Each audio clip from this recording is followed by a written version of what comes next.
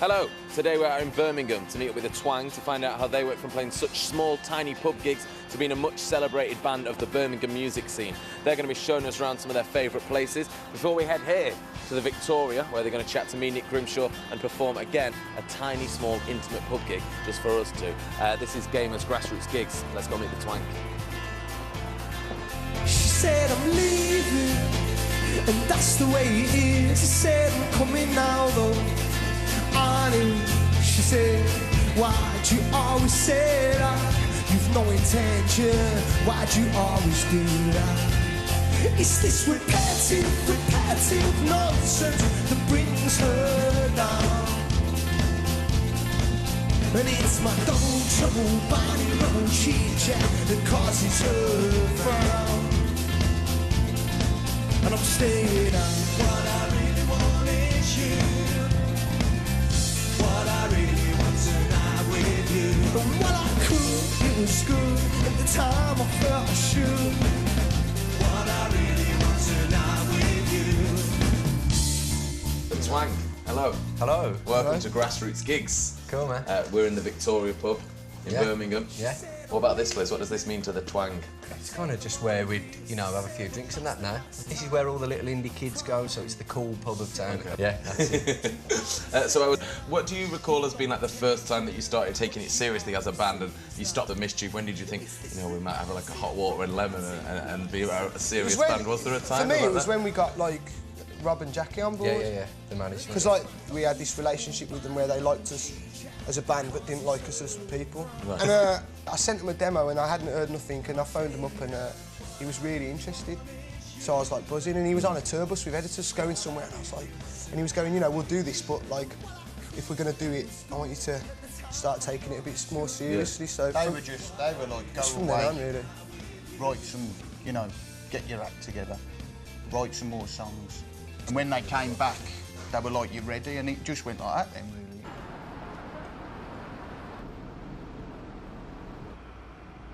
One of the great things about being in a band is obviously all the little freebies you get, you get with the clothes and stuff like that. Saunders had them last week. Yeah, I used to have them, yeah. They don't fit you though, do they? No, well, I told him to get me a size 11, but he obviously weren't listening.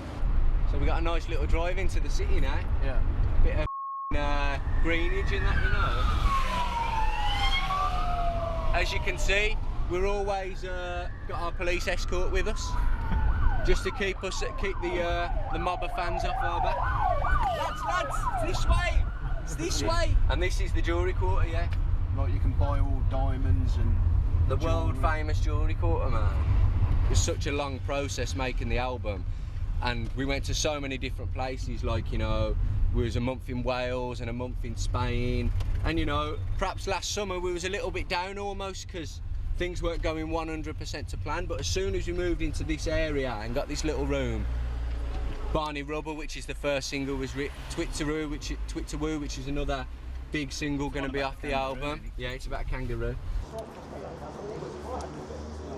I believe how small it is, We played here once, and we had one person watching us. The sound man. And the sound man says, do you want to just go home, And we was like, nah, we've brought all our gear, so we're going to do the show, It was wicked though, that was. Yeah, it was that great. was the first time we ever played Cloudy Room as well, wasn't it, man? It went down the stormer. I mean, the sound man was going mad in his little booth, but that's about it. It's just like a practice, man. We played so many shows here. It was amazing. When we started playing this place, it's like we really started, our name was going around town, and the word that our gigs were a little bit crazy and just like real great nights. And it's been a long time since we've been back to venues like this and done little gigs in the old, it's like, the situation of an unsigned band almost. Congratulations. Someone's had a banging birthday in the Actress. Another pub that's pretty like this now, is the Victoria where we're playing tonight, and I think that's kind of got the same vibe. Pub downstairs, venue upstairs, and we never played there, have we? We haven't. I think they weren't doing gigs when we were playing, so it's going to be good to go and see where the cool kids are hanging out nowadays, Definitely, man. What do you want? It's your birthday. Well, this is for you.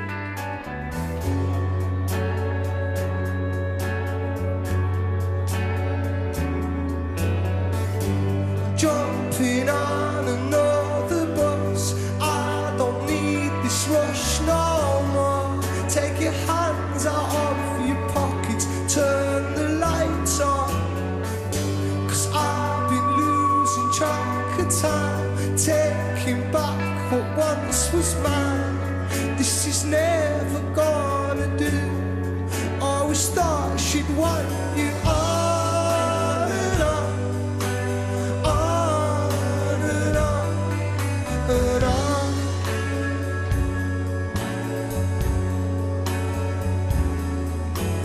On and on, on and on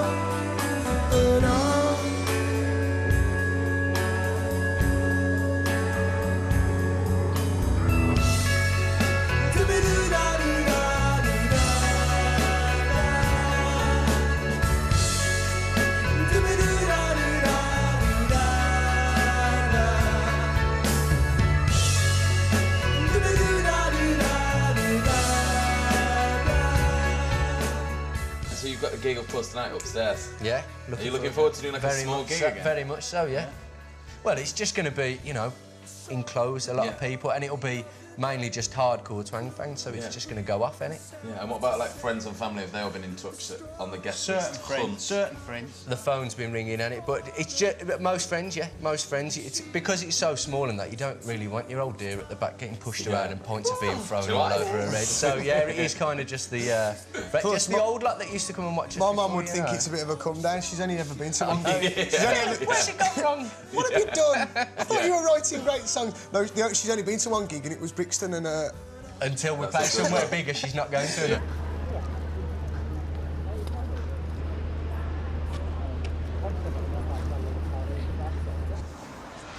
when us and the came around at the same time, I think it was good for the Midlands in general, you know. We're mad proud as well, the fact that, you know, we're from Brum and we kind of pushing the music scene a little bit, because you're not, I mean, perhaps not yet, but maybe in a couple of years, or it'll be bubbling up now, that there's going to be a few little bands that have come out of us getting signed and thought, yeah, if the Twang can do it, you know, we can definitely do it as well, you know. So, I think you're never that far away from someone doing something pretty cool, you know what I mean? Definitely, I'm sure yeah. there's somewhere, whether it's a kid in his bedroom making tracks on his own, or painting, a band or locked away, or someone doing some painting. There's always, any city you go to, there's people doing cool things. You just got to find it, you know.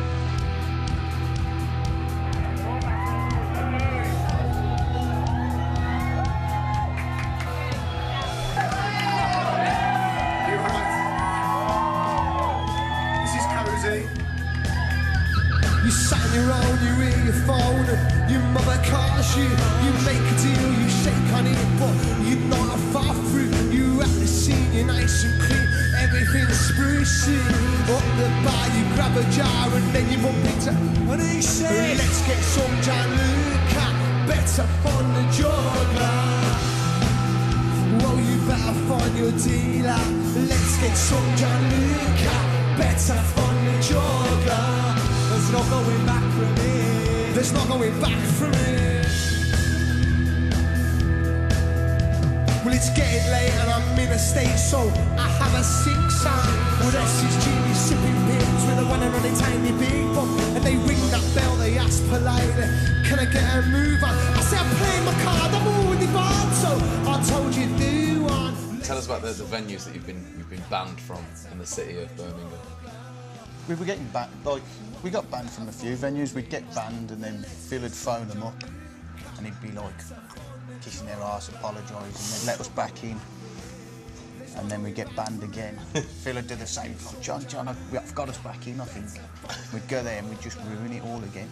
It's like now, if you, people want it to be wild and rock and roll. and when it actually is, they're like, oh. But then, you know, you'd rather have a Larry gig than a band that comes on, behaves. Yeah. You know. Well, I was straight out of tiny bedroom into the tiny club zone. I stood in the corner, sucking on events and make say stews, and I told him bye. So DJ drops and upper classic. Problem is there was Austin and Donny in the dance floor changing the bar. He's had a little fair and I was come alive. And I swear your girl is giving me up. I swear your girl is giving me up. There's no time to ask the question. No time to ask the question. What, when, how, why?